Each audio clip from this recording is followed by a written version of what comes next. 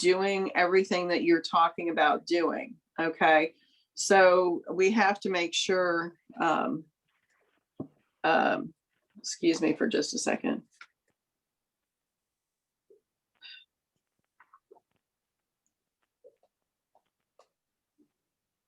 Sorry, running a business while we're doing this.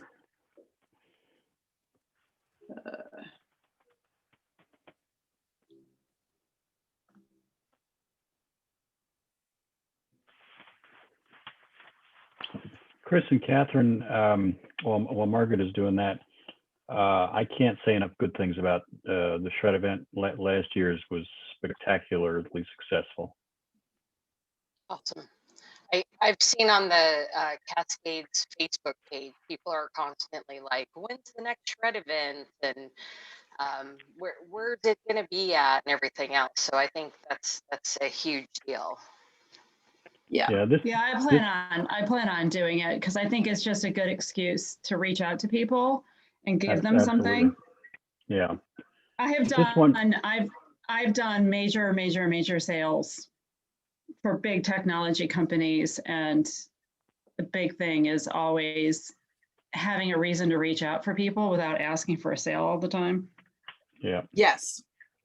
I don't have a problem with cold calling. And Catherine, just a quick caveat: this is a private event, so one of our in-house rules is no social media advertising. Reach out individually to your clients. Yeah. Makes sense.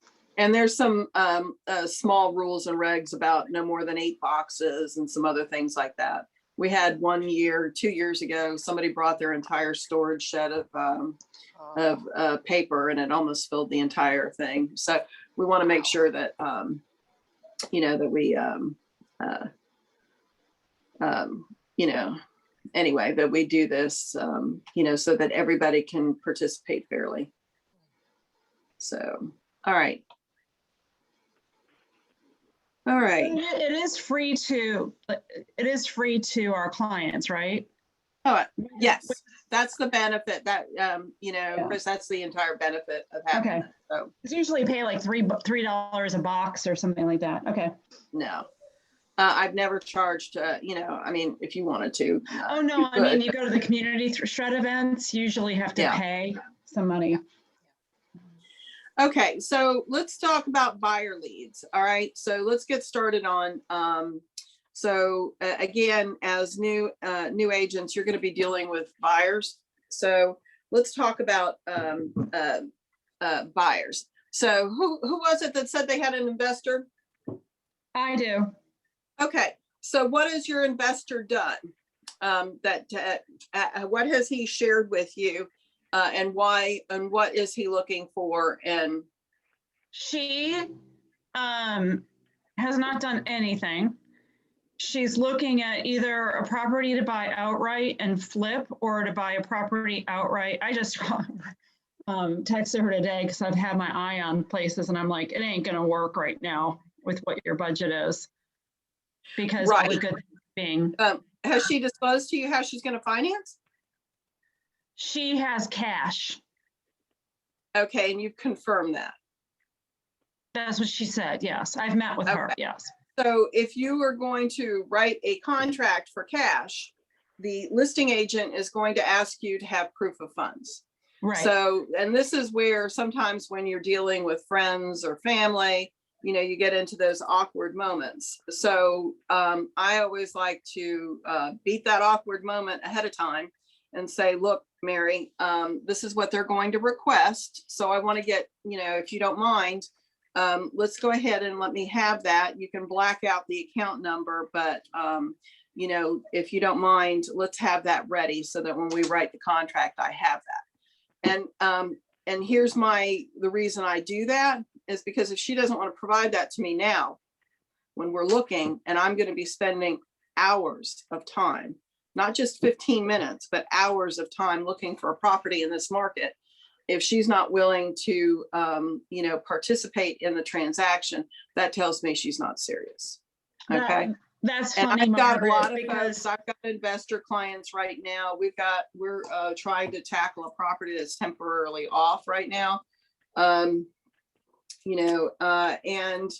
I've told them they're not offering enough money in this market. It's really tough to be an investor in this market. So what you have to do, again, is spend hours of time, okay, scrolling through, perhaps properties that have been on the market for 30 days or more, or, that could be a problem child. And, then you might have to go preview it and see if it's a fixable problem with money. So, it's just, so pre-screening, and in my, it's on page 13 of my Ignite 7. So I'm not quite sure where it's corresponding with yours, is qualifying your buyer leads. Okay. And it's awkward. It's like going to the dentist to ask people about their money. Okay. So I used to say, nobody gets in my car until they are pre-qualified. Okay. Now it's nobody follows behind me until they're pre-qualified. And especially in this market, because we have to talk through finance. We have to talk through the awkward parts of that. And if they are not willing to do that, so I have a set of buyers that are in a very low price range, which is one of the reasons I was asking Chris about your condo, and you have to take advantage of anywhere you can get a lead. Okay. Because I've networked to find a property off the market, and I might be selling it off the market. We'll see. But anyway. How low is your price point? The price point is over 8. So anyway, so again, it's a team effort. There are three parts to purchasing and being a buyer. Of course, there's the realtor. I always think that's number one, right? Got to have a realtor. Number 2 is the lender. And then number 3 is the buyer. Okay. Because the buyer can't do most of all of that. Of course, they could probably purchase without you, but you need it's like a 3-legged stool. Okay.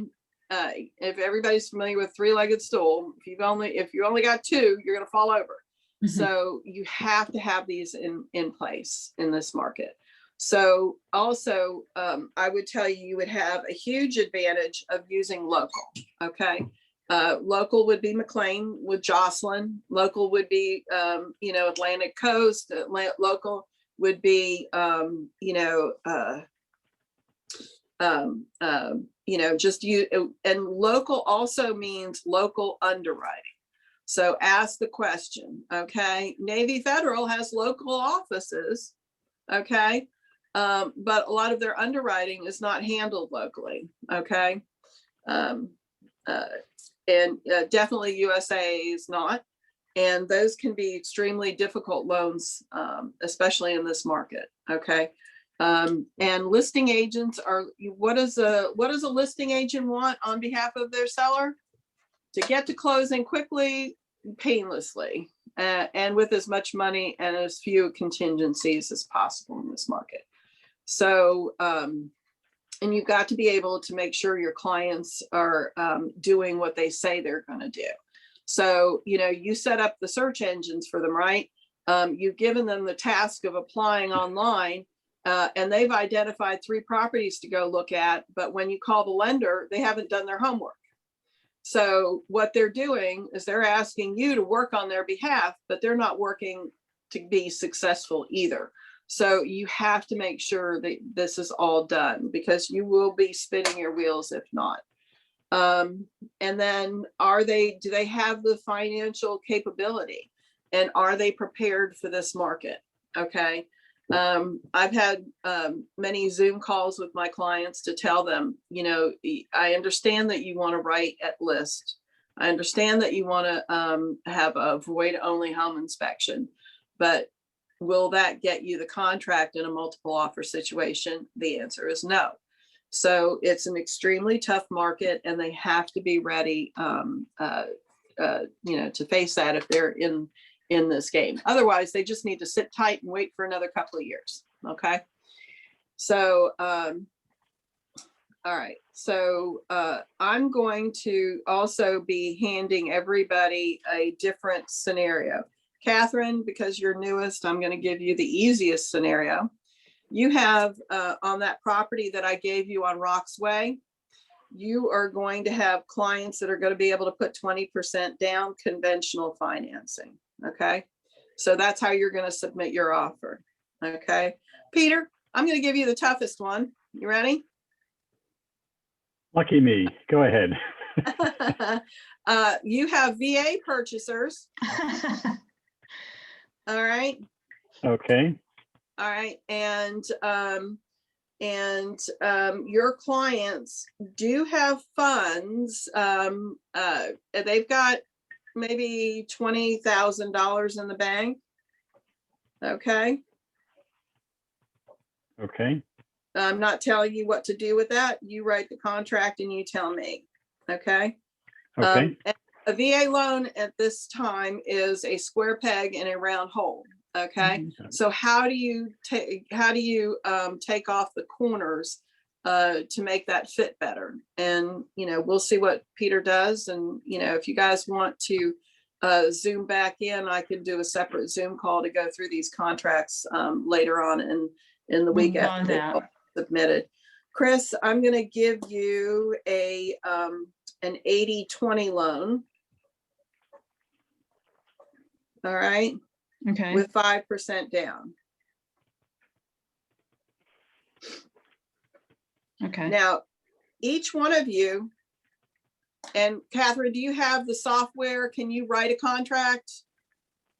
I don't yet, but I will make it happen. Okay. All right. And the reason I'm giving you all of these different scenarios, guys, is I'm going to actually look at how you're writing your contract. Not only the amount and the text that's within your what you're offering the seller, but it's how you write a contract. I received a handwritten contract on a property earlier this year, and it was so bad. It was just so bad. It's an indicator for how the transaction will go. You can't help but make it an indicator for how the transaction will go. Quick question. What do yes. you use in house? What is the Say that again. What do you use in house? What's the go-to for contract software? I'm sorry. I'm missing the first words you're using.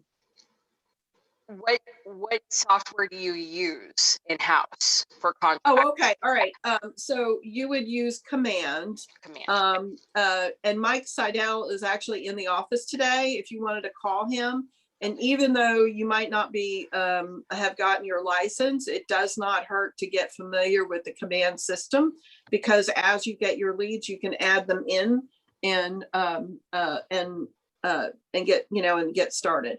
You can make up the name of whoever the purchaser is. You can do all of that stuff, but use Command. Command uses not .loop. What is it? The other software for writing. DocuSign.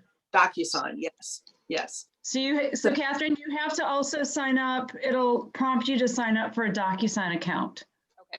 So definitely set that up. Mike is very hands-on. He'll be more than happy if you call, or text him and say, block off a half an hour of time. He'd be more than happy to work with you. Okay, great. Thank you. Okay, absolutely. So we're going to, we will, and I apologize. I usually send this out in advance so that we can talk through it during our class. But unfortunately, it snuck up on me, I admit, and I was very busy this weekend.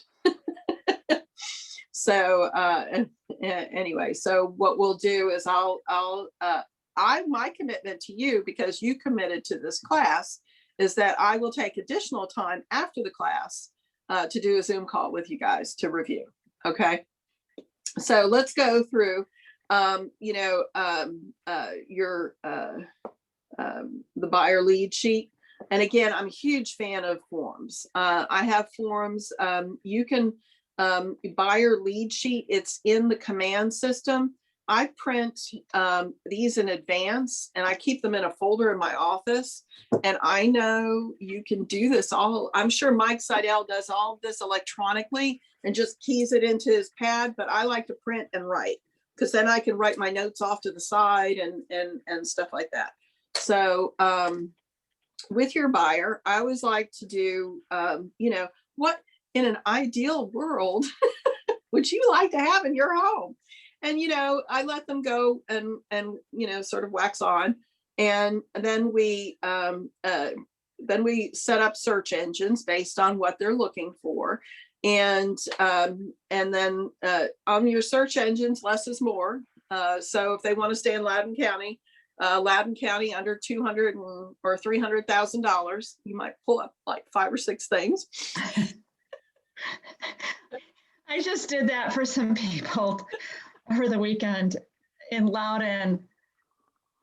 I think I got 16 listings.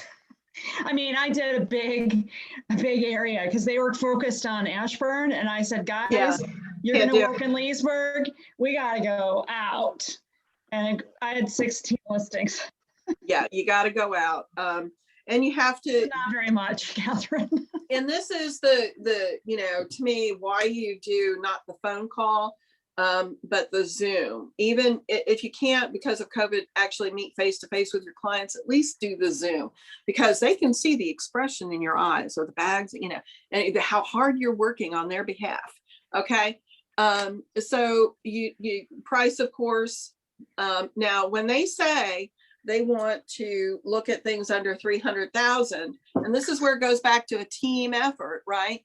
You be sure you're in contact with their lender. And if the lender does not return your phone calls or is not interactive with you, you know, because that is how they make their money. Total sidetrack. It's always important to know how people are paid. Okay.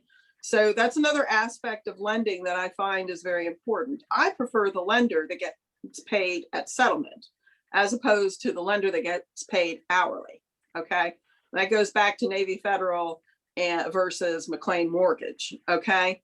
Jocelyn gets paid when she gets and sits down at the settlement table. Navy Federal gets paid hourly. So are they vested in making sure that Mary Smith gets to her settlement? Not so much. Okay. So I think it's important. And I always like to try to explain, if I feel that they're interested in this too, clients, how they get paid. I share with them, you know, you're going to see a pretty big number on the closing statement, but let me tell you, IRS is getting probably a third of that. My brokerage firm gets another percentage of that. And then by the time I take home, it's not that number. It's not anywhere near that number. So, and I, you know, that's, and the folks that are going to say, oh, can you, and quite a bit of this goes on. And I will share, I only do it with repeat clients. All right. I don't, you know, I don't share my paycheck with other people. All right. This is all I do. This is how I make my living. And I don't ask you for 10% of your paycheck. So I don't expect you to ask me for 10% of mine. And I've had that upfront conversation. Now, first-time home buyers, my gig is I buy them a home warranty. I have found that to be invaluable.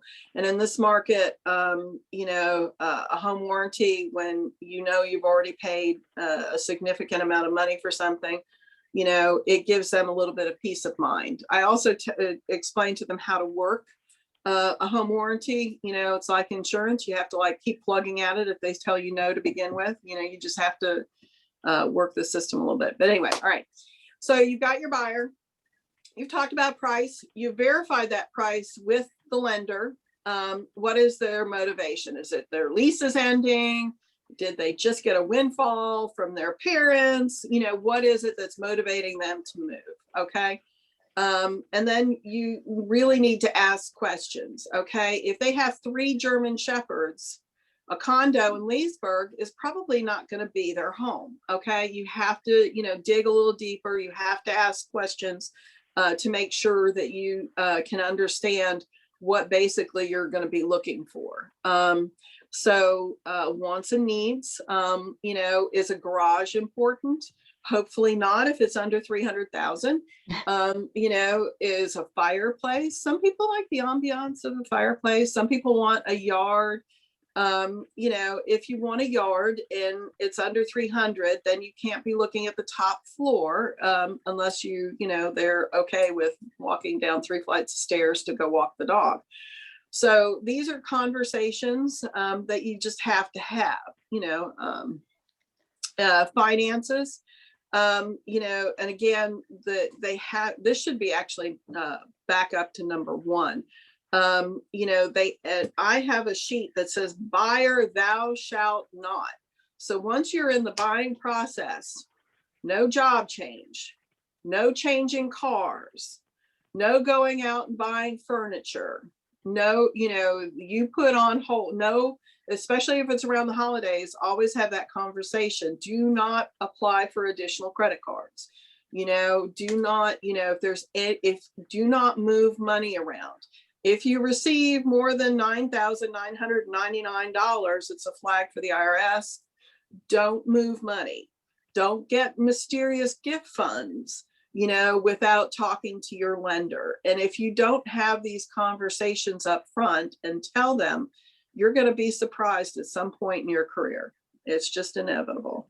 I lost a transaction early on in my career because he went out and bought a boat. All right. Oh, they geez. had, I was working with another agent at that time. So I was co-list, and they had a contract on a new construction property. They had put their money down on the new construction property. We were lining up to sell the house when we found out about the boat, and it hurt their open to buy and their what's the term I'm looking for? Credit score? And sorry, Their credit score? no, it didn't. It took a ping, but it hurt their debt ratio. Okay, that was, yeah, it hurt their debt ratio, and they did not qualify anymore for the expense, the much higher expense of the house. Well, so they lost their $25,000. No joke. All right. And later got divorced. Okay. I probably would have, you know, anyway. So, you know, these are things that you would think that people would have basic understanding and know, but they do not. You have to tell them. So during the process of purchasing, do not move money, do not change jobs, do not buy a car. I've got one right now.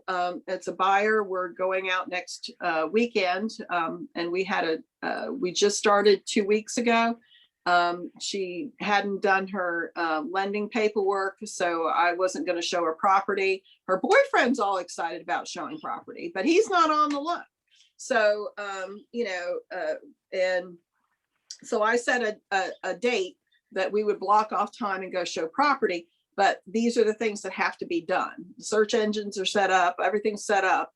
But, you know, and I sent them out over this weekend to go look at a couple of places because I thought they were too far out. So I wanted them to drive. I thought the commute would be way too long for them. So they can go drive through, see how long it took them to get there. And that can be something that's taken care of ahead of time. Mm-hmm. So anyway, so long story short is finances are, I cannot overemphasize how important that is. Okay. I also like to block off future timeframes. In this market, it's tough. So if you have a client that is looking for property, you have to set expectations. So I have clients that are looking for a specific property in a higher end market. And I have reached out to agents that do business in this, specifically it's line K. But they're looking for a specific price point in line K, and the price point keeps creeping up. But so I've reached out to agents that do a lot of business in that, and they're keeping me posted for anything that they might have coming up. So we've looked at a couple of things pre-market, but it wasn't a right fit. So anyway, long story short is those clients, I've set the expectation of whenever anything comes on the market, we have to hop on it because they're ready to go. We could write a contract in an hour if we find what's suitable for them. We also have reservations with Toll Brother for those clients. But Toll Brothers, and this is another thing too that I'm going to bring up about new construction, they have, they're releasing every month 3 lots. They have over 165 people waiting for lots in this community. Okay. So the chances of my clients getting it, now we've done all the software tools so that when the lots come available, we're Johnny on the spot and we know. And it's worked so far, but the house that they want to build needs a half-acre lot. So there are 5, you'll love this. So there are 5 lots available in this community that would qualify. 2 have a beautiful view of the water tower, which the other 2 back to a water, and they have young kids and she's worried about, the kids going in the pond and, whatever. And so 6. So there's 2 lots actually that qualify to be able to build this lot. So we've eliminated 6. So the chances of my clients getting an option on one of those 2 lots that will probably come available in May is so slim that I have, about 5 search engines going on, and I'm keeping in touch with agents to try and find it. So these are all the things that we're, that we do that are hugely time consuming. Okay. Hugely time consuming, but that's part Margaret, of our job. can you share with me the 5 search, or send an email with the 5 search engines you're talking about? Because well, I set it up for different areas.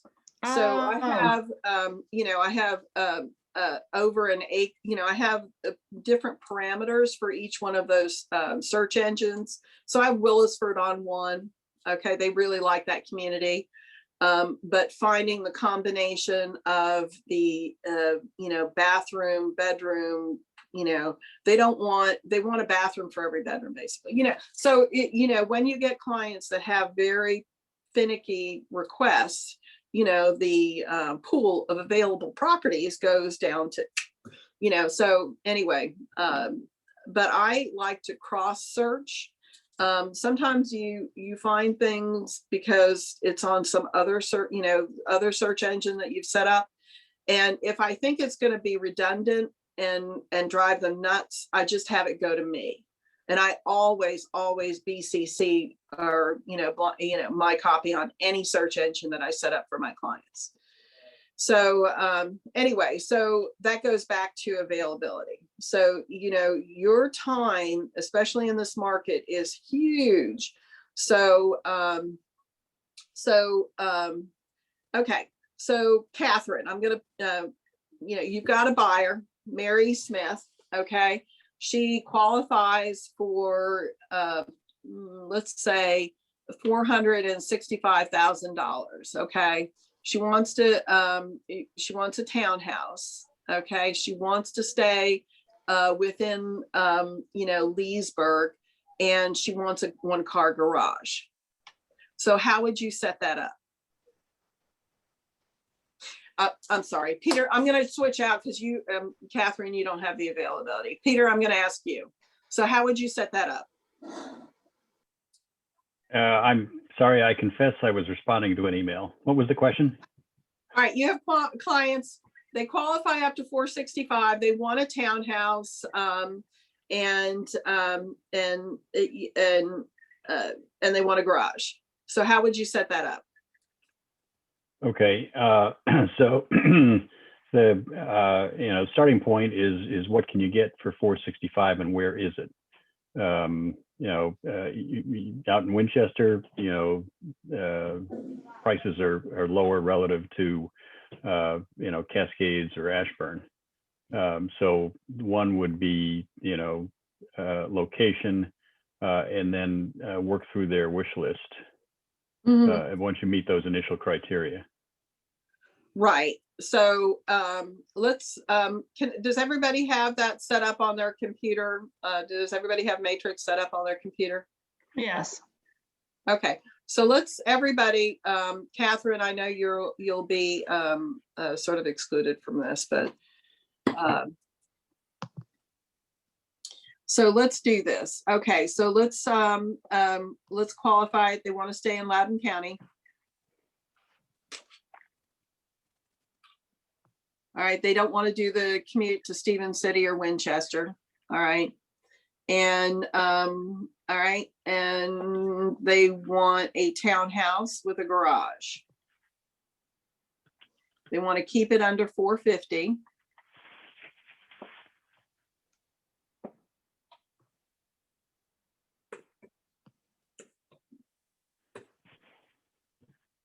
But they qualify to 465. I would keep it still under 450 because houses are being built, bid up. So.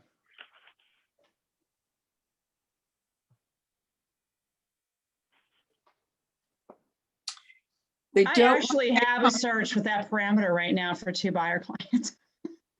Okay, so let's go through that. All right, so under the less is more.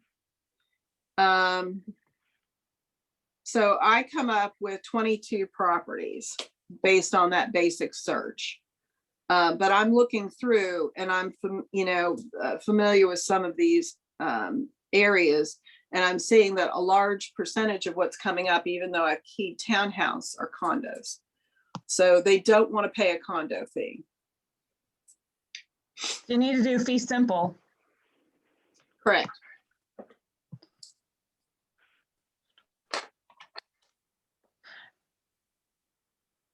So Margaret, can I ask a question while I'm cheating maybe?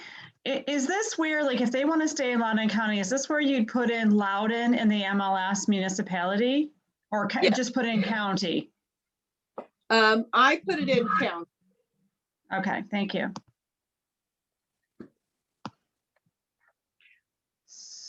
So we went from 22 properties. Okay, so now you key in fee simple and you end up with 7, of which 3 are coming soon.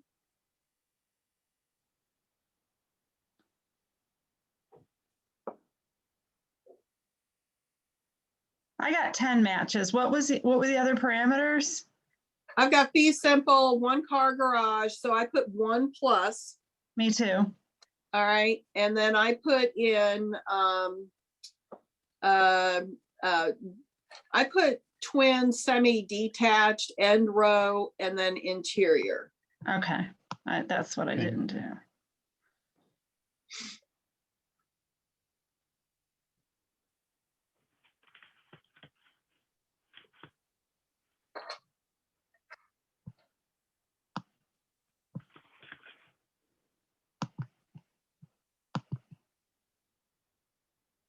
Okay, so there's some sneaky ones. Jarvis Square came up. That is actually a condo.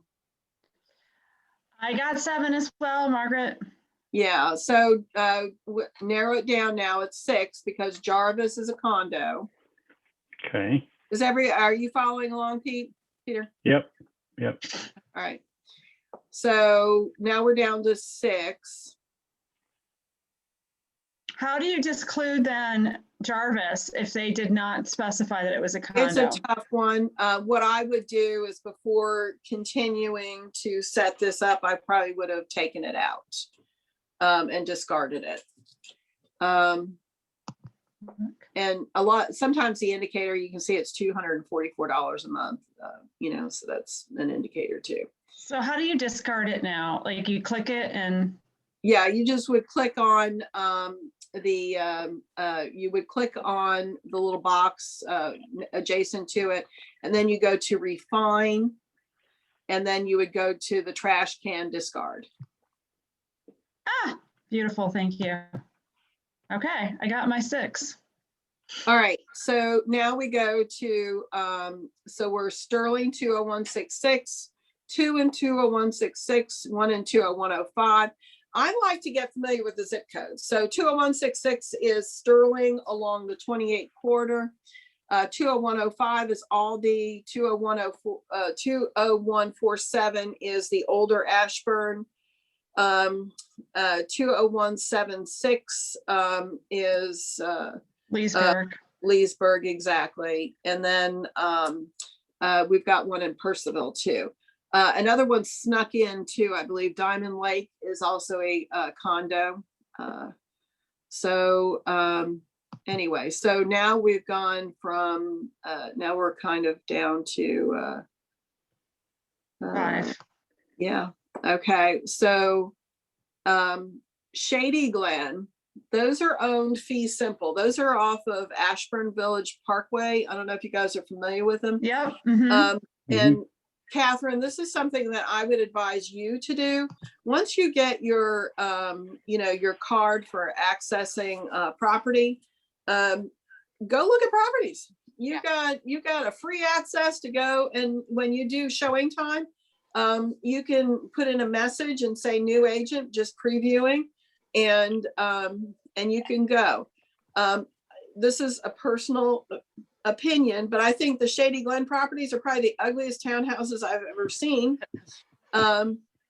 They were built and they're kind of structured into each other. Parking is a huge issue in any townhouse community, but it's specifically very difficult in Shady Glen. You'll see a lot of people parking on, the side of Ashburn. The win on that, though, is Ashburn Village has a lot of great amenities. They've got winter inside tennis courts, and they've got the lake and all that stuff that you can participate in. And some of those have been beautifully updated. And Yeah, this one looks like it's been nicely updated. Yeah, and a lot of them come with garages. So, if you can get past the aesthetically ugly outside, again, personal opinion. And this is one of the hardest things I feel in our job, is to not put your own personal feelings or impressions on a house, because it's not your house. You're not going to be living in it. You would present this list to your clients, and then you would say, let's schedule, since there's so few of them, you would schedule them. The problem with the coming soons, I find, is that one's coming soon on the 19th, another one's coming soon on the 20th. So you're ending up going and looking at a lot of these piecemeal. I have a quick question, Margaret, while you're talking about coming soons. I noticed in my own neighborhood a couple of coming soons, and they came on at one price, and then when they went active, they went up. Yeah. You actually have the ability, to determine what the price is of the property with your clients. It's your client. If you are receiving 20 phone calls and saying, Chris, when is that townhouse? When is that condo available? And you get 20 calls asking the same thing, that tells you right there, my response is, please go ahead and schedule it. I will call you if we go early. But that would tell you that you're going to be very popular, and you might get another 10 out of it. But strategically, I have found that any listing price, you should add at least another 5 to 10%. Okay. Okay. So here we go. So 450, 420, 439.95, and 400, and 385 in Percival. So as you go further out, you can see that, the price does drop. I would share, based on the conversation for the client, originally, the scenario is what, 450, Peter? Right. Yeah. I would definitely include the Shady Glen property, regardless of my feelings on how it looks. And I would also include the Percival property. Now I might have them, if it was in coming soon status, I might have them go and just drive it to make sure that the distance is acceptable, so that when it goes active, we know, but since it's already active, I would put it on the list. See what I'm saying? Yeah. Okay. So now what's the next step? Okay, so let's use this scenario. So Peter's client is approved for 450. Or well, actually approved for 465, but wants to spend 450, right? So we're gonna line up Shady Glen. We're gonna go through this hypothetical scenario, right? We're going to line up Shady Glen. We're gonna line up Fraser Drive. And I'm sorry, Catherine, just follow along, okay? Because what we're talking about, even though you don't see the properties, will be applicable soon. So, Peter, are you on the same? How many do we have? 5 now? Give me a minute. We have 5. So, yeah. So we've got, we're down to 5 now, right? Wait a minute. Give me a second. I thought there was one other condo that had snuck in. No, we eliminated it. Okay. All right. So now we've got our search. We've got five properties, right? We went from 22 to 5. Okay. So what would, and we're going to show Shady Glen, we're going to show Fraser, but your client says, oh my gosh, I really want to go see Bagot. All right. Okay. All right. So Bagot's coming soon. You can't show it in coming soon. They can drive by it. Right. It's in Sterling. And in this case, I would have them drive by, and here I'm putting my stuff again. I'm familiar with the community. It's kind of in a more industrial area as opposed to a residential area. It's a terrible neighborhood. I live there. Oh no, Kari. Well, okay. So this would be. I could give a tour of the neighborhood. So, but they make a exception if your client is looking for an investment property. This area is awesome for rentals. Okay, so I would share it. If I was representing Kari, I would ask Kari to go drive that area and see if what her thoughts were on it. Okay, so. Anyway, but it's got a 1-car garage. They can park their 2nd and 3rd car out. It's got upgrades. Look at the cool, the kitchen is big. What else? Anyway, so, and it has a yard in the back, although I'm going to complain. Can you, Chris, Peter, can you guys open this listing up and take a look at it? Are we looking at Shady Glen or? No, Bagot. Bagot. Bagot. Okay. All right. I get a little grumpy on, and I think in this market, people get lazy.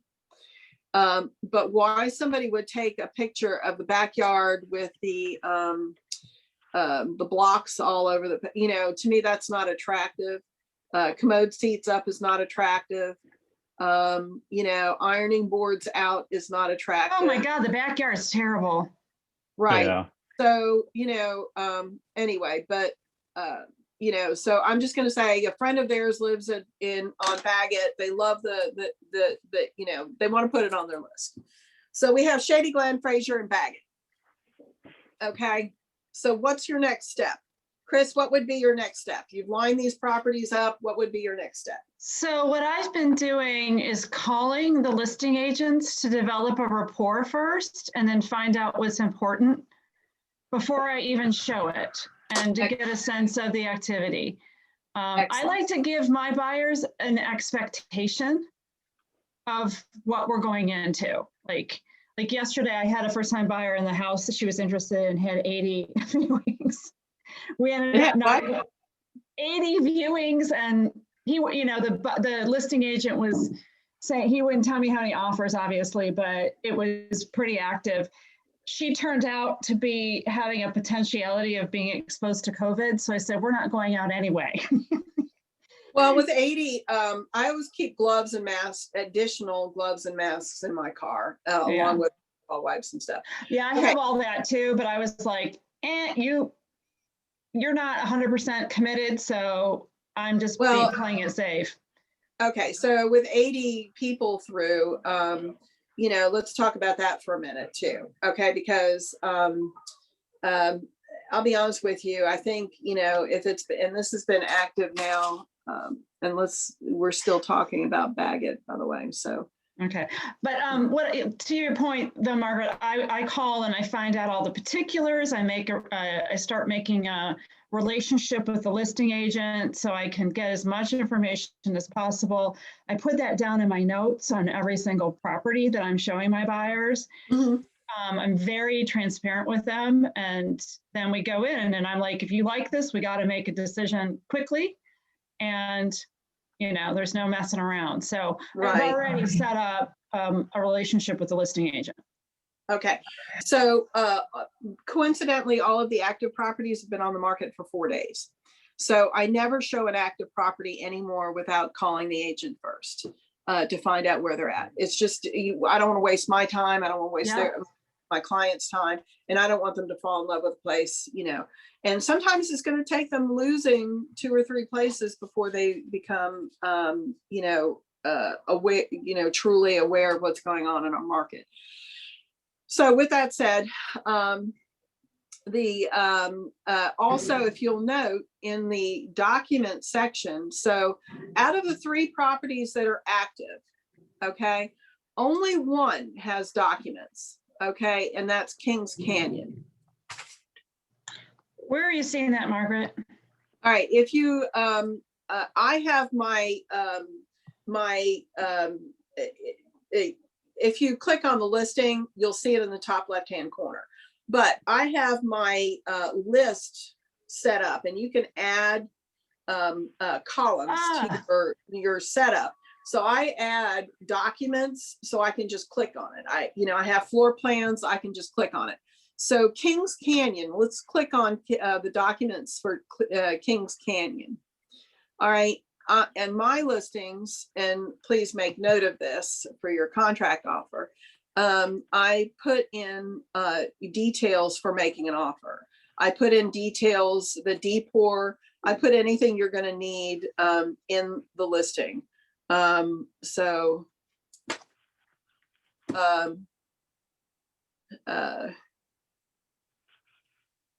don't know what, right. So you have to log in again. Okay. When you click on documents. So, all right. So this agent has, awesome. Okay. I can't tell you how many agents will write a contract and not have looked at the document section. So this agent on, Fraser has, oh, wait a minute. Is it Fraser? Sorry. Give me a second. My mouse isn't working. Okay. So on Kings Canyon, this agent has included the DPOR, okay? So technically you shouldn't be sending the DPOR to the listing agent. The listing agent should be providing that to you, all right? And they've also added information for making an offer, okay? And I would always read through this, okay? So they've included information, they've included utilities. I like to try to fill out as much as I can. They didn't complete who the electric company or gas company is, but they've also included conveyances. They didn't include the VA, either firm license or any of that kind of stuff, so you gotta look it up. Washer and dryer, this is important, okay? And to me, it's very important you read through these things before you show the property, because is it normal for washers and dryers to convey in our area? Yes. Yes. Yeah. So here they're saying it doesn't. So if you're walking through with your first time home buyer, right? And there's a beautiful washer and dryer, and they think when they buy the house, that's going to be theirs. Then, again, this goes back to setting expectations. And $500 covers one, not two. Oh, it doesn't, not a decent one anyway. Yeah, I mean, you're I spent gonna. $1,500 on a washer and dryer set. So yeah. Now in this market, are you going to be able to get that $500 credit? No. So, so better to tell your clients that yes, they are offering it. Okay. So I have clients on a house that we're writing an offer on, and the seller says that they're willing to put the doors back in on the office. They opened up the office. Okay. To make it, free flowing from the kitchen to the office to the living room. And my clients are, well, should we ask for that to be put back? I said, no, because the listing, nobody wants to work, and the seller can find 3 other offers that won't ask for that. Okay. So, basically don't waste time. So anyway, my seller of my condo said, should I redo the carpet? I mean, have the carpet redone? And I said, no.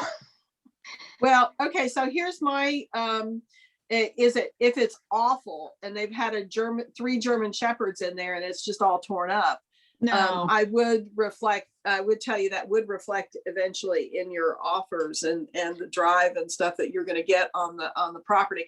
But if it's in decent shape and just needs vacuuming, she's having it deep cleaned.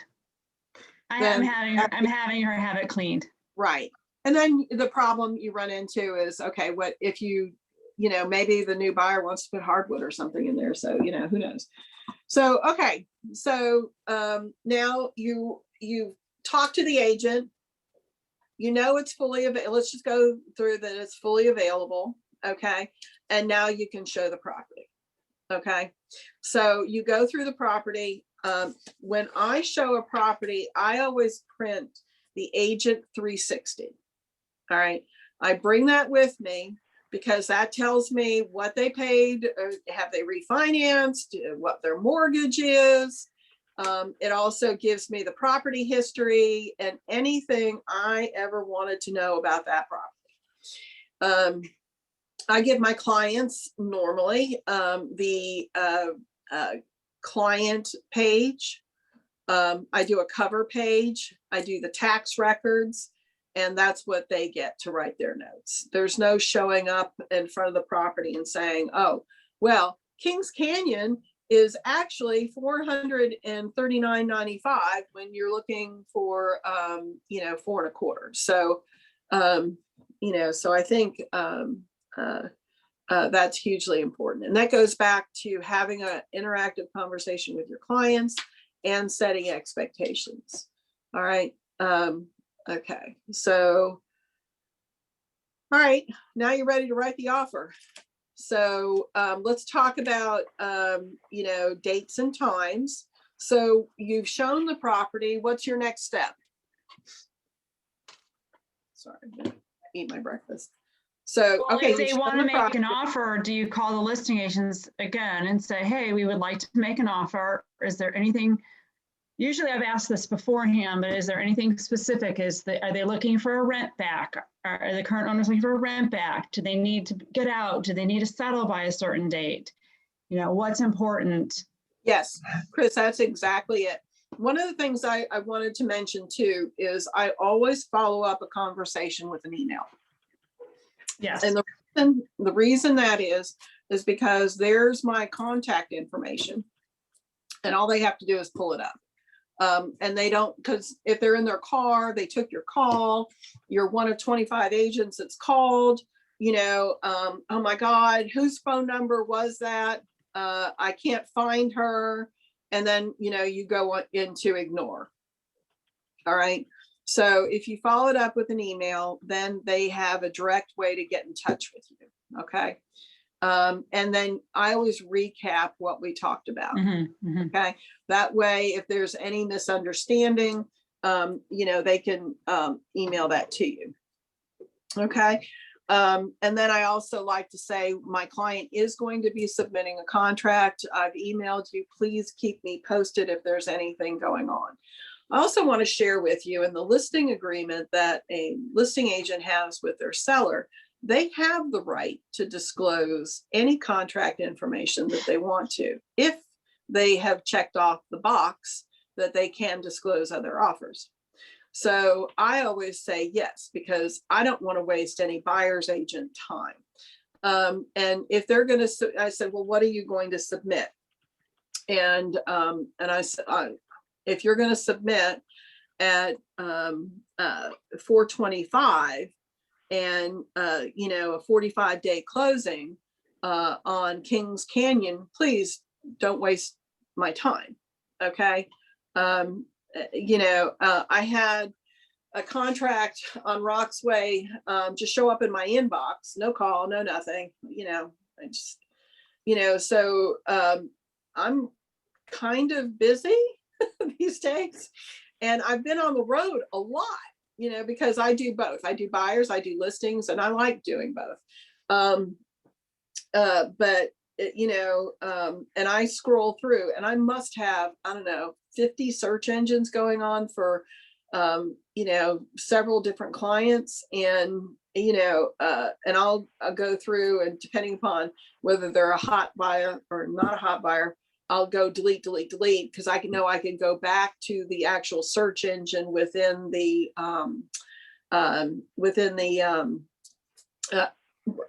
excuse me, Bright MOS system. So, prioritizing your day and being ready, excuse me, for what's going on. Hey, Margaret, when after you get done explaining this, can we take like a 5-minute bio break? Oh, yes, that would be awesome. Okay, so yes. So we'll take a break from 11:15 to 11:20. Okay, guys, just leave your screens on and we'll go from there. Okay. And then what I'll do is I'll email to follow up on the different scenarios that I've assigned everybody. Okay. All right. Okay. And then so now we go to actually writing the contract. Okay. So when we get back, we'll talk about addendums and writing the contract for today's buyer's market. Okay. All right. Okay. Great. Margaret, just a heads up, I have a hard stop at noon. I've got to go to another meeting. Well, I have a hard stop at noon. The class goes till 12, and yeah, we're good. Yeah. All right. Okay. Great. Thank you. All right. You're welcome.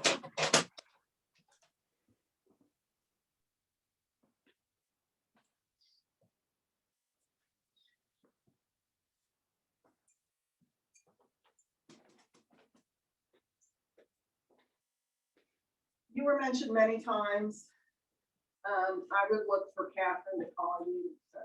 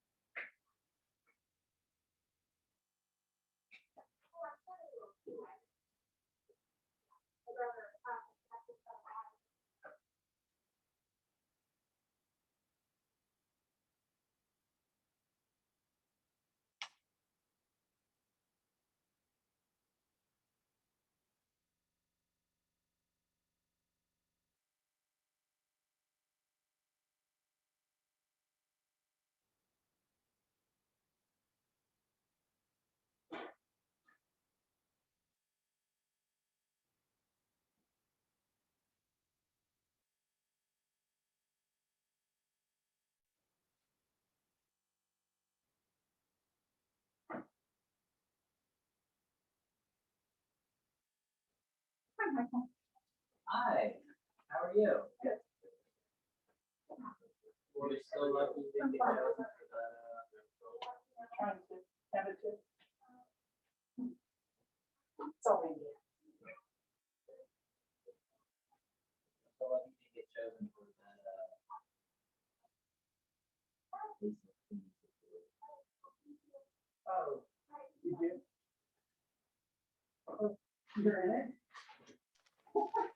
Peter, you got some mail. No, I just was out without my mask. I will put it in your mailbox. You're on mute. I'm sorry. Who's it? Thank you. That's okay. Thank you very much. Who's it from? It doesn't say. All right. Well, Oh, it's from Cindy. oh, great. Okay. Thank you. Yes. You're welcome.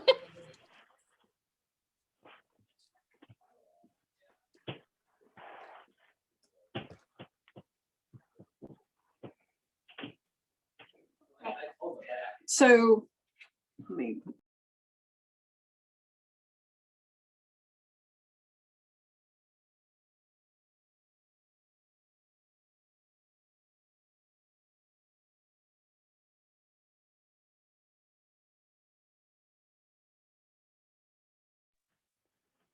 Margaret, your audio is on mute. I didn't want to have you hear me talking to Kari while I'm trying to figure out.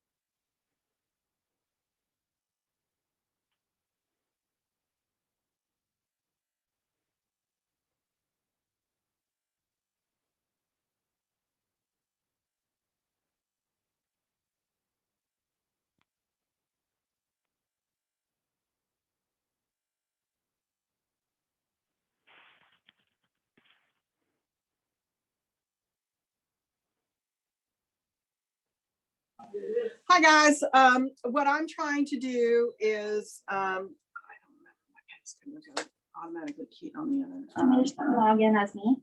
Yes, please. Is that okay? Well, but then I won't be able to access my stuff. Yeah, you will. Okay. So what I'm going to try to do is, go through a contract. So we've got 3 different scenarios. And what I'm going to do to save time, Peter, because I've got a hard stop at 12:02, is that I'll follow. If I was hoping I would be able to do it during this break, but I'm not going to be able to. But at the end of it, I will go ahead and email everybody. And then I will also do the scenarios, on the email. So, to clarify. And then, no, okay. We're gonna. That'll, no.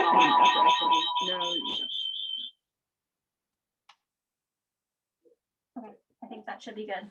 So how do I share? So you can do share screen Okay. and then just do that first one and then click share. Also, I'm assuming that information What I- for to make What an I'm wanting offer to is do in actually- DocuSign, Peter, you think? I want dot load. So I had it up on the screen over here. So if you just click share, this whole screen is, so you can see what's shared here now. Okay. All right. Does that work? Perfect. And then you're logged in, I think, through Art's login, so you'll just want to log out afterwards. All right. Sorry. A little operator error here, guys. Hang in there. Okay.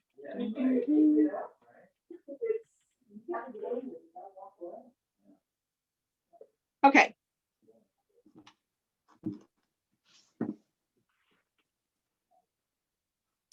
So now we're moving on to the actual contract. Come on. All right, there we go.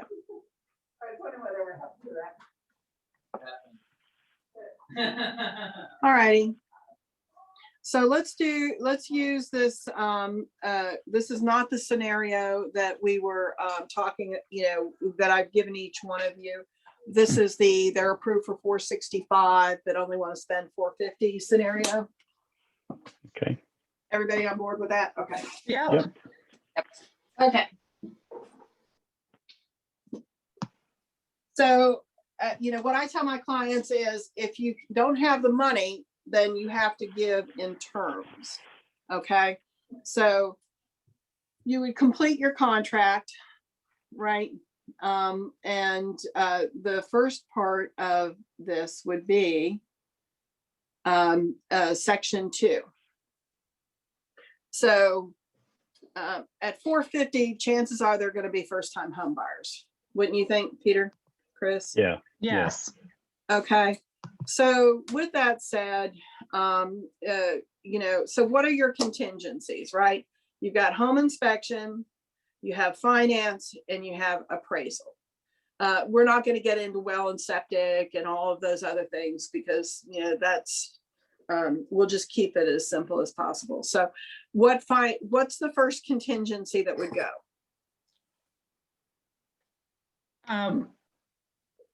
The first contingency would be home inspection.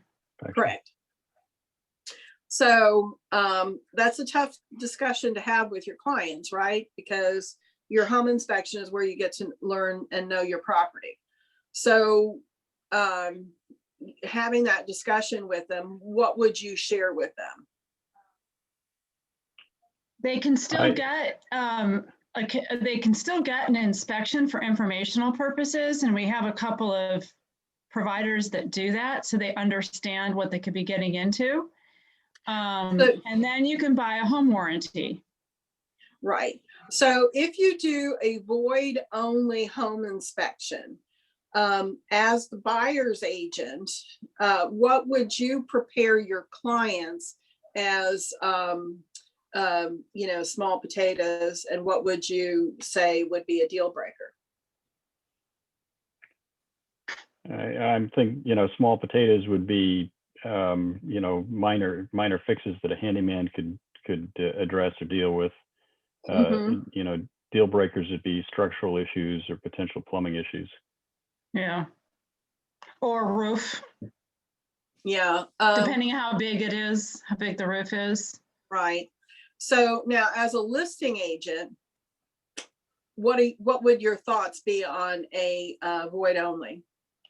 I wouldn't take it, but I would just do the inspection for my own purposes. I wouldn't do it void only. I would just. So if you, okay, so what you're saying then, Chris, and Catherine, are you on? I can't, are you on the call too still? I'm on the call. I'm just muted There, so my crazy okay, dog doesn't sorry, interrupt anyone. I lost your picture and I I'm didn't just know. listening. I'm listening. Thank you. I lost your picture and I didn't know, but this is handy information to have. And this is why this is so, I want this class to be interactive. Because you have to be able to explain to your client. So if you don't do void only and you don't do a home inspection, a normal one, how would you go about doing a home inspection? You really can't. You can't. Yeah, Okay. I was going to say it's a trick question. The only way you can do it is with the permission of the sellers. Okay. And are they going to give you that permission? No. I thought they were doing home inspections for informational purposes only. Right. But, and that's what the void only is, right? Okay. Oh. But if you're the listing agent and it's disclosed to you that there is biological growth in the basement, what is your responsibility at that time? Oh my God, you have to disclose that in the next one if it falls through. Exactly. If you don't remediate it. So would you be happy with a void only then? No. No. So in this market, it's really do it or don't do it. Because I'll be honest with you, the void only is just a game. Okay. Because I have a friend agent that allowed one to be done, and the agent started to send the home inspection report and with a list of a couple of things that they were going to ask the seller to do. And she said, no, you submitted a void only. They either want to move forward or they don't. I'm deleting your email right now. I do not want to see this report, because if you do see the report, then you have to act on it. Okay. So it's a game agents were playing, and I just had it happen on Rock's Way. You know, we accepted the contract, no contingencies. And then, you know, I actually got an email from the buyer saying that he had scheduled a 9 a.m. appointment. And I explained to him very politely, including his agent in the conversation, that no, your contract was accepted. You know, we're not, you know, hiding anything. My clients have just been extremely disturbed by the amount of people that have come through their house. They chose yours because nobody else is coming through the house now. And anyway, long story short is that's the first thing to go. And your response of the home warranty, that's it. So as an agent walking through the home, you can go ahead and, you know, there's never 100%, you know, perfect home. But you can usually tell whether the home's been maintained or an issue, you know, so, all right. So section 2 is extremely important to complete correctly.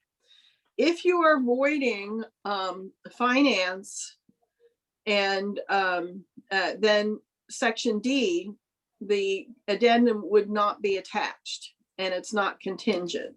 So let's talk about that.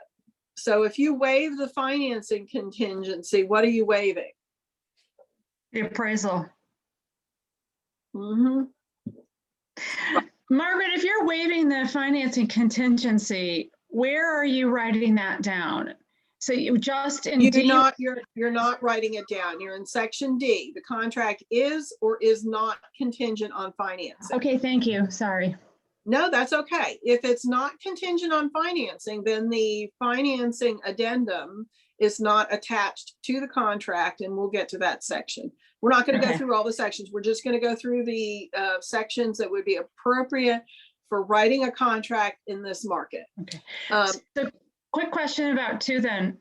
You'd still be completing 2, right? And because if it's a VA loan, you would be completing 2A and 2B. Okay, thank you. Yes. And of course, C is just not a discussion to even be had. Okay. Yeah. Anybody asking for seller subsidy in this market, just, you know, you just need to sit tight and wait 2 to 5 years. Okay. And save your money. Okay. Because now I will share with you, I've got clients that were looking, they qualified for a grant. And you have to know about those kind of financing things. A lot of grants, when the money runs out, the grant runs out.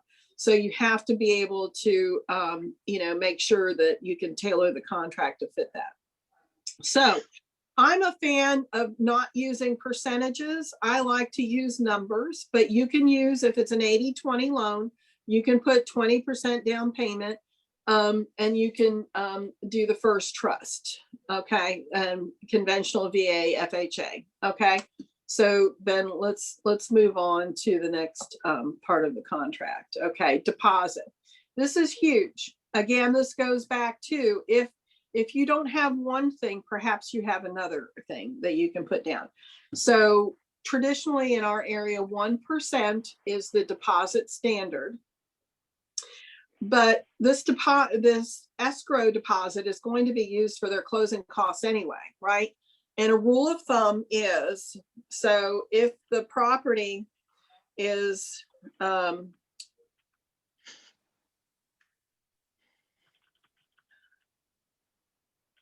if the property is 450,000, if you multiply it times 0.026, it's $11,700. So it's going to cost them approximately $11,000 to $12,000 to actually buy the property. Okay. Okay. So, and this is where, you know, if your contract is, you know, $450,000, 1% is 4,500, but yet it's going to cost them 11,700 to actually close on the property. That's tax, title, insurance, survey, you know, wood destroying, you know, all of that stuff all lumped together. Then this could make this a contract appear, you know, a stronger contract with a higher than 1% escrow.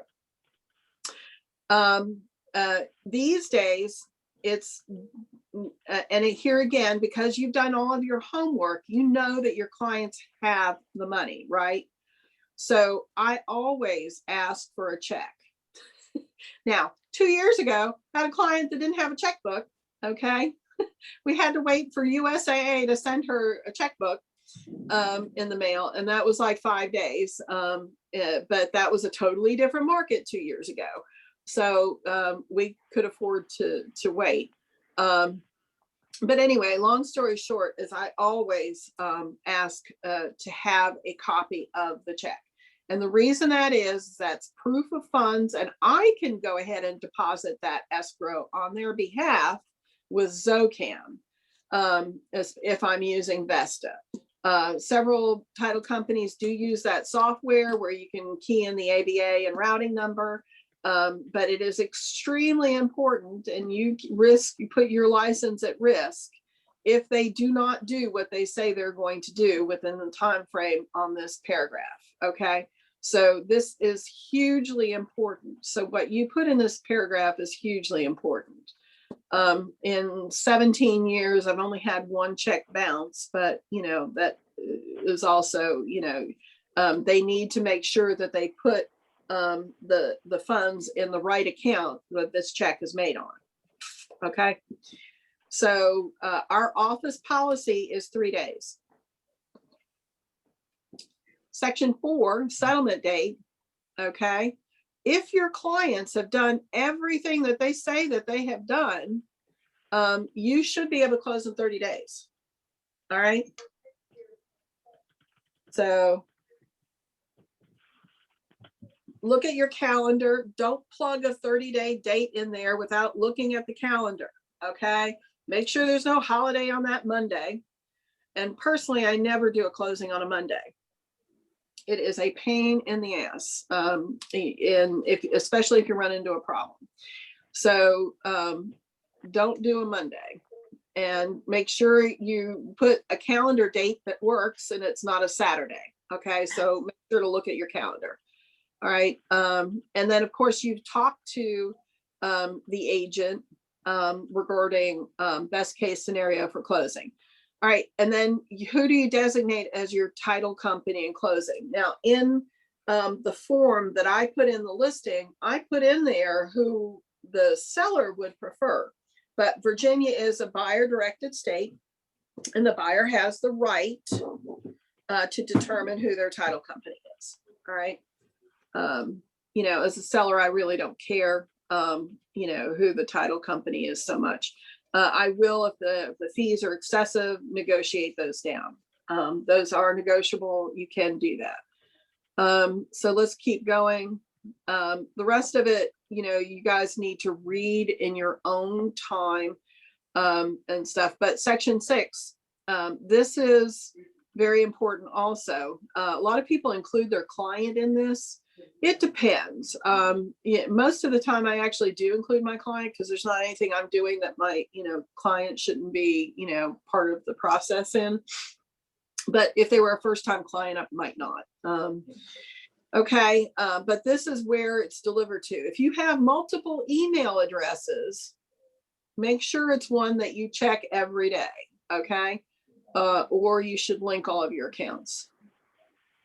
All right. Okay, is it part of an association? If it is, I always link, if it's a husband and a wife, I always put both of their email addresses in unless they have told me otherwise. And then I put a courtesy copy to me. And the reason I do that is because if it is within a condo association or a homeowners association, they have to do an architectural inspection. If the architectural inspection is done and there is some type of issue, I want to be aware of it. So that's the only thing I care about. It's my client's responsibility to read through whether they can live within the condo or HOA. But it's my responsibility if there is, they painted their front door hot pink and didn't get permission to do that, then we want to make sure that we address that. And at this point, you're ratified.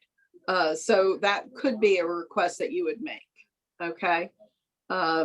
Property maintenance and condition. Here's where you are either waiving or not waiving the home inspection. So read through that. I always do my contract's date of home inspection if I'm doing a home inspection. And the reason that is because that's the day that you really do examine the property as opposed to date of offer, at that time. We are seeing some sight unseen offers. There was one recently done in Herndon on a property I had clients interested in, sold while it was in coming soon, never shown. Anyway, this section 12 is very important.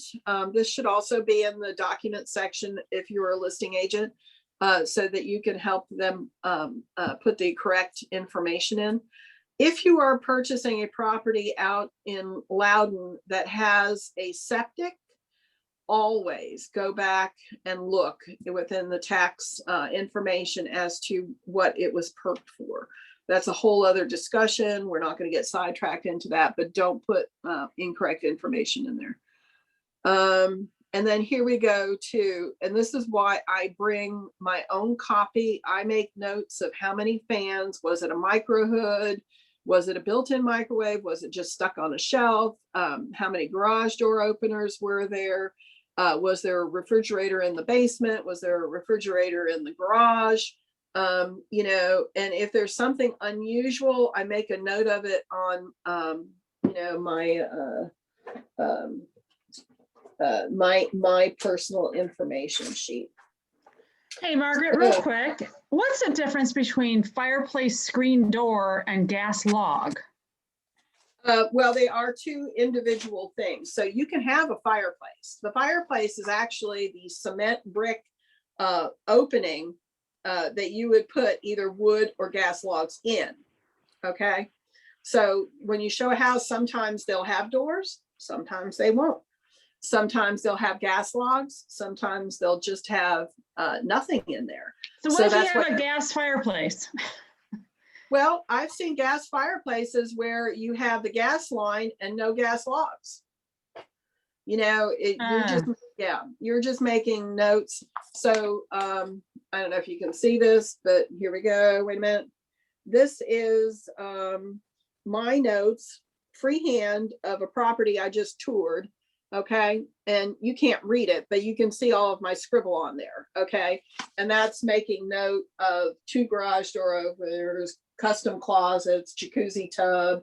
They had a Ring doorbell, so, things like that I made note of because agents aren't perfect. They might, forget something too. You can, for fans, just put all, but, I kind of like to be a little bit more specific. Okay, fuel tanks.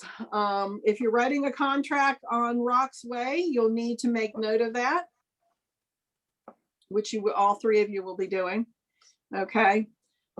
Will the client be, occupying it as a primary residence? That's actually pretty huge, if you're going to write a cover letter to your contract, because if they're buying it as an investment property, it's never about the sticks and the bricks, people want to know that, the house that they've spent 20 years in is going to be passed on to somebody that's going to take care of it, or, and if it's being sold to an investor, that might be something that, you know, might not be as favorable as, you know, being sold to, you know, a resident.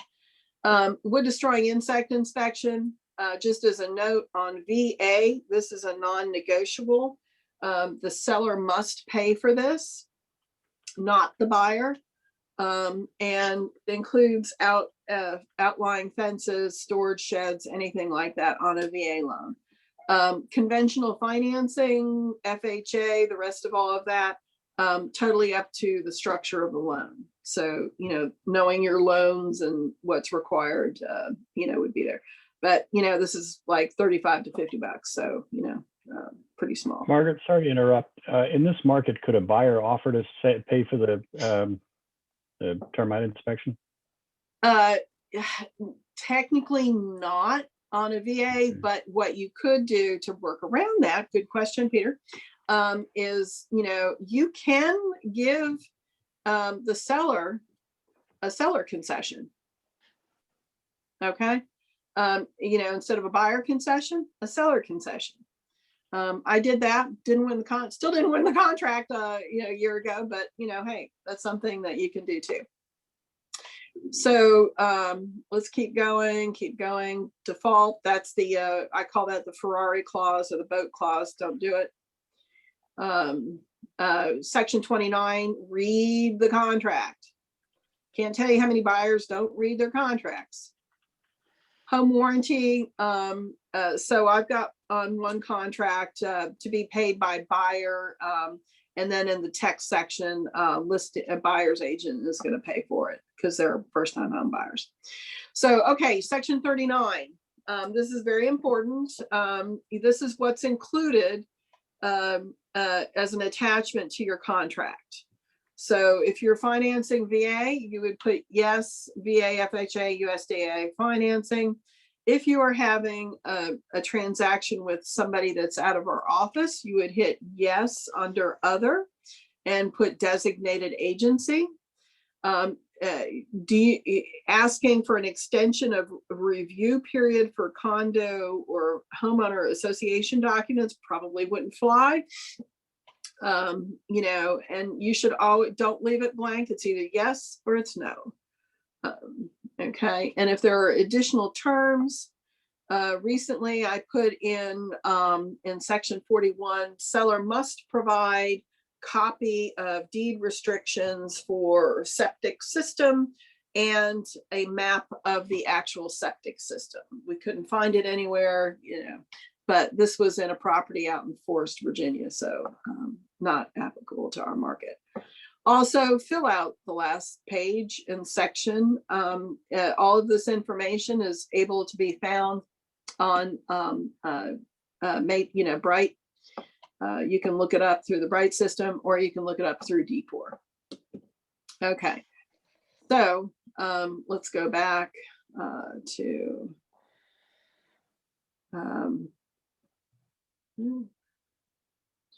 home inspection, conventional financing. So let's just pull up conventional financing. All right, so here we go. So let's go through specified financing. So here you go, first trust. I usually put obtain, fixed, 30 years, and then market, MKT. You know, because the market has changed. Now I've got folks that are qualifying, you know, the interest rates now are 3.125 to 3.25. I'm not seeing anything under 3 anymore. So that ship has sailed, not looking like it's going to come back anytime soon. Okay. All right. Alternative financing. This is very important. You know, depending upon your clients, I had clients that shopped around. You have to make sure that you explain to them, if they are shopping lenders during the process of a contract, that they must have it in writing. Okay, so lenders, you know, I'm going to tell you, I've had some really snaky lenders that have just flat out lied to me. Okay. So just don't trust it unless it's in writing. Okay. A lot of them will, it's bait and switch. You could qualify for 2.75. And then once they apply for it, because of either credit score, income, various factors, it ends up being more than what they originally qualified with the original lender. They put themselves in jeopardy if they do not get seller approval. And it's one thing if you're going to go from conventional financing, and due to what you think you might have to do to the home, you went from 20% to 10%, you would have to know that you're going to probably pay mortgage insurance based on that. But if you're doing it to try to save yourself money to do, wood floors or remodel the kitchen, that's fine, because you might be able to restructure your loan in a year, where you could with, current, the current market, where you could possibly appraise for higher and et cetera, because you've done the remodel. Okay. Does that make sense? Everybody understand that? Okay. But you're still sticking with conventional for conventional. But if you go conventional to FHA or USDA or VA, and let me tell you, there's some snaky people out there that are doing this. They're filling out the contract and they're saying that they're going conventional, but then they're going actually VA. And the difference for that is that the financing is structured differently, and the qualifications are different. And I'm not, Peter, I gave you the VA because it's tougher, but VA has lesser qualifications on credit.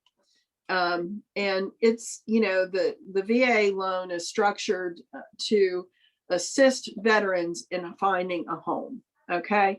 And they are structured to protect the veteran against what used to be where people would take advantage of veterans because they knew that they were guaranteed the loan, right? But then they would sell them this piece of crap house that fell down in 2 years, so they've built a lot of things into the loan structure to protect their clients against that. But in this case, maybe a little bit too many. But anyway, all right. So everybody understand or have any questions on alternative financing? Good, So thank you. so that scenario really quick, Margaret, you said, and I keep hearing this, they go from conventional to VA. They still have to have the seller's permission if that is checked to do that? They don't have to.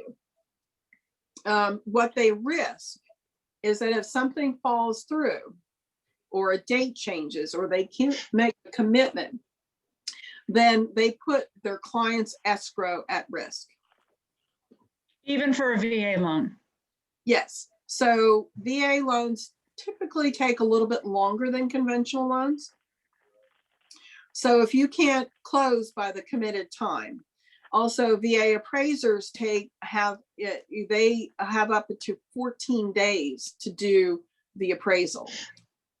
So if you are closing in 21 days or 28 days, you're pretty close to the wire there. So, so there's different factors, and if your client is fully aware, I would actually have them sign something, because that's making me a dishonest person, which I'm not, and I wouldn't do it. I just would refuse to do it. We're either going VA and we're modifying the contract to fit the needs of the seller, or we're not. And VA is the only loan where you can put 0% down. But that doesn't mean you have to put 0% down. Okay. So a VA loan can also put 20% down if they want to. I mean, that's totally up to the VA buyer. It's just that they've done this to assist veterans. So let's move on to, I'm sorry, was there another question? Nope. Sorry. Okay. Section 3 and 4, okay, financing contingency with automatic extension is geared towards the buyer. Financing contingency with automatic expiration is geared toward the seller in this market. So if I'm representing the buyer, I probably want them to do 3. if I'm was representing the seller, for, with for. Here's your appraisal contingency. So if you're waiving finance, then more than likely you're waiving your appraisal contingency. So here's where this gets really sticky. And again, you have to know your client's financial situation. All right. So if the 450 house that you've written 450, you've gotten ratified, and it was actually listed for 439. I'm just going to go through a hypothetical scenario, right? So that's $11,000 difference, right? If I did my math correctly, right? So if it does not appraise at contract price, does your client have $11,000 to come up with the difference if you've waived the finance and appraisal contingency? See what I'm saying? So if you waive that, you have to know whether your clients have the wherewithal on that. So again, that's why you see some of these properties coming back on the market, okay? Because, the people are so desperate to get into a home, they'll put anything in the contract. And then when the actual appraisal comes back and through, then they're really hit with the actual fact and not able to do it. In this market, would I pursue going after their escrow? Probably not, because I can put it back on the market and get another contract. Okay. But if it's a VA loan, it's assigned a loan number, and it cannot, you would not be able to sell it for the 450 value to any other VA or FHA loan. Everybody get that? Yeah. So you would have to only seek conventional financing. Peter, did I interrupt you? No, I was just going to say that's because that loan number is assigned to the structure, not to the buyer or the seller. That's correct. I had that happen in Dumfries to a retiring Coast Guard vet. So we accepted a contract, and it appraised $25,000 lower. And this was last year. And it was nuts. The appraisal was just, they weren't using comps that I provided. They were not, it was just ugly. So I told my client, let's go back on the market. All right, let's bump this client. If they're not willing to come up with the difference, then let's bump them. Let's go back on the market. 2 weeks later, we got another offer, conventional financing, boom, boom, boom, done. All right. And it came in over what the, lo and behold, the appraisal came back at contract price. So, sometimes VA loans can be, I don't know what, sometimes they have an agenda, but, and again, that appraiser cost that veteran a home. So anyway, all right. And there were comps to be able to cover Justify. that.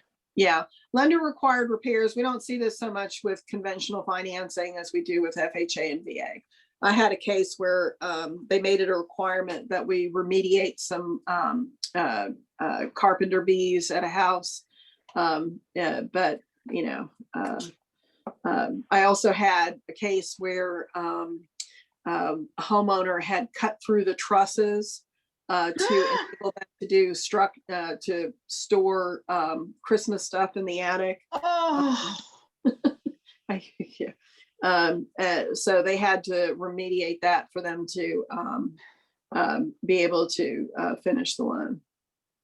So there we go with that. So to tailor your contract to fit the needs of what you think is going to get them approved is hugely important. Okay. So, I can't overemphasize that. I can't overemphasize, doing a cover letter to the contract. I think it's hugely important that you have your clients do that. It puts some personality on it. having conversations with the Listing agent? yes, thank you, is also, I can't overemphasize that too. So, and let's just go back. I'm going to go through some of the stuff in here, guys, that I think are, more than likely you're going to represent a friend or you're a neighbor or something like that. And that's how we get started. That's how we do. And that's perfectly fine. But I think it's a huge, huge thing to make sure that they sign the buyer agreement. Now, whether they read it or not, that's up to them. But it is a business transaction. And I find it much easier to talk to your client as opposed to your customer or your friend when they've signed, the agreement and you've presented it to them and discussed, some of the things with them regarding that. Because then it puts it in a business, more of a business situation. And I'm also going to share, Peter, sorry about this, but I find that more women are more casual about this than men are. And I think women also, especially women clients, are a little bit more casual about your time. And I think that this makes this a little bit clearer to know and understand. Because I think regardless of what day and age we're in, a lot of people think that and they don't understand the amount of work that is involved in this business. They really don't. We can always make more money, but we can't always make more time. And I find that this is part of also that process of establishing whether or not they are serious buyers. If they are serious buyers, they will sign this agreement. Okay. So if they are not, then you'll, establish this pretty quickly. I never send anything to my client to sign without sending them initially a blank PDF so that they have time to review it. And, it used to be that I had a whole binder for them to review and look at and stuff. But nowadays I do it, via email, and I send it in advance. And I also try to explain to them, that this is a huge part of our, what we're going to be doing and through this process. And there's some information in there explaining definitions and what things mean. And it's very helpful to refer back to. So I find that this is a huge part of what we need to do in order to be successful. Okay. And part of being successful is to be able to handle the uncomfortable conversations. So, I mean, I just, I can't, I fired somebody for telling me they had 4 flat tires one time. What? Oh yeah. I have had to, the day before settlement, explain to a client of mine that the lender had lied to us and that the actual purchaser was not a W-2, but a 1099, and did not have 2 years of, I'm telling you, I have seen, so you have to be able to have uncomfortable conversations. So, and I would also share with you, Nick Lutkins is the guru of practicing, a skill set for, what's the word I'm looking for? Negotiation? No, Donna would be the, or me, would be the negotiation person, but what's the word? Hang in there. Give me a second. I'll find.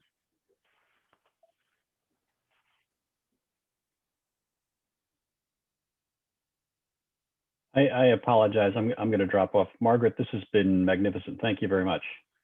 Yeah, please provide feedback, and I will send an email as a follow-up. Okay. And I'll just follow up. Thank you. Bye, Peter. Okay. Thank you. Absolutely.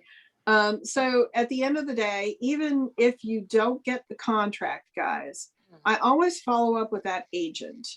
This is a small world. And, the top 10% of agents are the ones that you're going to run into again. Okay.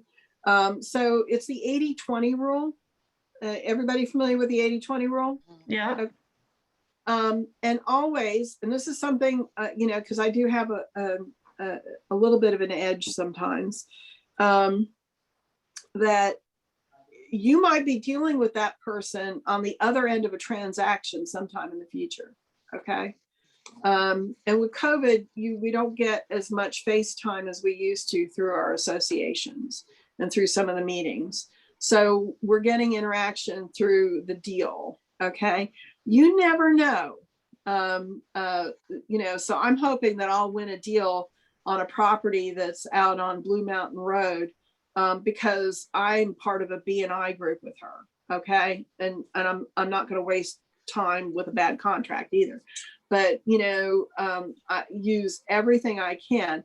Also, try never to be rude to anybody. Always, take a deep breath if negotiations are not going the way that you want them to go.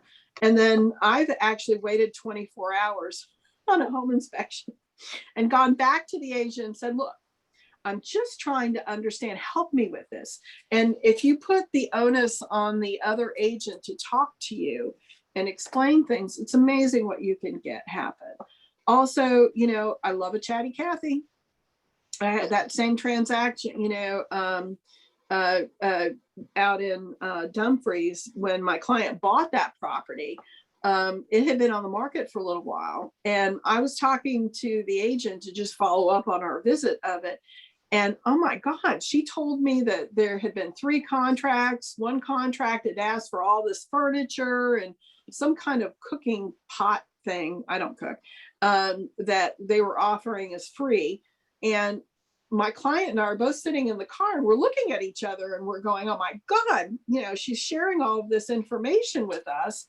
And well, I wrote that contract, I think it was like $15,000 under price, asked for some seller subsidy and furniture and whatever the hell that cooking pot thing was. And you know what? We got it. Okay. Wow. Now we had to, went 5,000 higher on the price, but that agent cost her client, I guarantee you, $20,000. Okay. Wow. And then we're sitting at the settlement table and the title company had done their due diligence. And it turns out that it was not disclosed within the listing or anywhere that there was a special tax for this property, because the subdivision had asked for a special something or other from the county to build it where they did. And so it was like, I don't know, $1,100 or something annually. Wow. Well, guess who ended up paying for that because they didn't disclose it? Wasn't the seller. Wow. The buyer. Wow. It was the seller's agent. And the seller's agent. Oh. Yeah. Oh yeah. And at the settlement table, the seller is looking at the agent and said, I told you. And in this tone of voice, let me make sure I told you to put that in the listing and you did not. And if my client had talked to me like that, I would have wanted to sink under the floor. But you have to guard your client's privacy. You have to listen, not only hear, but you have to listen, and you'll be a more effective agent. Now, not to say in our market, don't waste people's time. So, if she had said, well, we've got, totally different market, that we've got 3 contracts, 2 are over list, 1 put in a 60-day close, we just knocked that one out. You have the right to disclose that within the listing agreement. So, all right, I'm going to add that as homework too. Okay. Cool. All right. That's it. Any questions, guys? This has been awesome, Margaret. It's great. Amazing. Right. Thank so you. If you would like, I'm going to go ahead and I got to look at my calendar, but I'll do a Zoom after meet. Okay. Where you will have already turned in your contract. And Catherine, I'm going to ask you to turn in a contract, okay? All Got it. right. So just get with Mike. Mhm. And let's go through the contracts and see who gets accepted and who doesn't. And then we'll also talk about that paragraph in your listing agreement. Okay. Sounds good. Thank All right, you. guys. Bye. Good luck on your stuff, Margaret. Thank you. Thank you. Thank you. You too. You'll have to keep me posted on your condo. Send me the picture.